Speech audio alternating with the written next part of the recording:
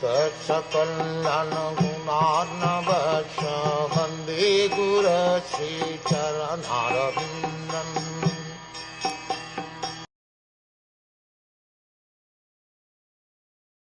What is realized as the absolute Brahm is full of unlimited bliss without grief. That is certainly the ultimate phase of the supreme enjoyer, the personality of Godhead. He is eternally void of all disturbances and fearless. He is complete consciousness as opposed to matter. Uncontaminated and without distinctions, he is the principal primeval cause of all causes and effects, in whom there is no sacrifice for fruitive activities, and in whom the illusory energy does not stand. The supreme enjoyer, the personality of Godhead, is the supreme Brahm or the summum bonum because of his being the supreme cause of all causes. The conception of impersonal Brahman realization is the first step, due to his distinction from the illusory conception of material existence. In other words, impersonal Brahm is a feature of the Absolute distinct from the material variegatedness, just as light is a conception distinct from its counterpart, darkness. But the light has its variegatedness, which is seen by those who further advance in the light, and thus the ultimate realization of Brahm is the source of the Brahm light, the supreme personality of Godhead, the summum bonum, or the ultimate source of everything. Therefore, meeting the personality of Godhead includes the realization of the impersonal Brahm as realized at first in contrast with material inebriety. The personality of Godhead is the third step of Brahm realization. As explained in the first canto, one must understand all three features of the Absolute, Brahm, Paramatma and Bhagwan. Pratibodha Matram is just the opposite conception of material existence. In matter, there are material miseries, and thus in the first realization of Brahm there is the negation of such material inebrieties, and there is a feeling of eternal existence distinct from the pangs of birth and death, disease and old age. That is the primary conception of impersonal Brahm. The Supreme Lord is the supreme soul of everything, and therefore in the supreme conception affection is realized. The conception of affection is due to the relationship of soul to soul.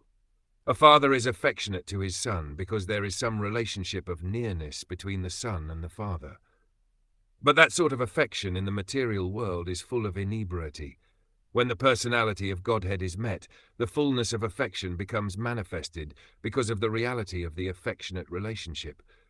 He is not the object of affection by material tinges of body and mind, but he is the full, naked, uncontaminated object of affection for all living entities, because he is the supersoul or Paramatma within everyone's heart. In the liberated state of affairs, the full-fledged affection for the Lord is awakened. As such, there is an unlimited flow of everlasting happiness, without the fear of its being broken as we have experienced here in the material world.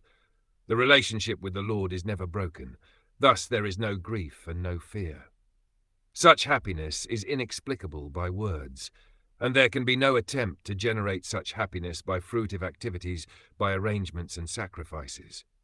But we must also know that happiness, unbroken happiness exchanged with the Supreme Person, the personality of Godhead as described in this verse, transcends the impersonal conception of the Upanishads. In the Upanishads, the description is more or less negation of the material conception of things, but this is not denial of the transcendental senses of the Supreme Lord.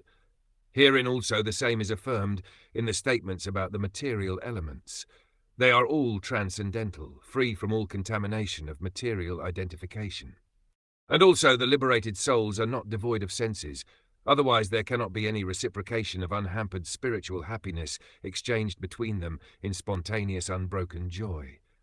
All the senses, both of the Lord and of the devotees, are without material contamination.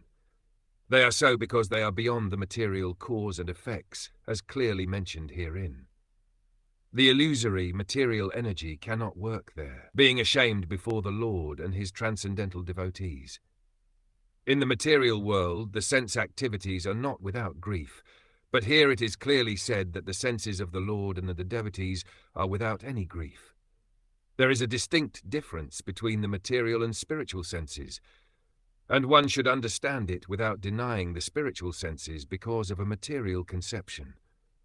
The senses in the material world are surcharged with material ignorance. In every way, the authorities have recommended purification of the senses from the material conception. In the material world, the senses are manipulated for individual and personal satisfaction, whereas in the spiritual world, the senses are properly used for the purpose for which they were originally meant, namely the satisfaction of the Supreme Lord. Such sensual activities are natural, and therefore sense gratification there is uninterrupted and unbroken by material contamination, because the senses are spiritually purified. And such satisfaction of the senses is equally shared by the transcendental reciprocators. Since the activities are unlimited and constantly increasing, there is no scope for material attempts or artificial arrangements. Such happiness of transcendental quality is called brahma, which will be clearly described in the 5th canto.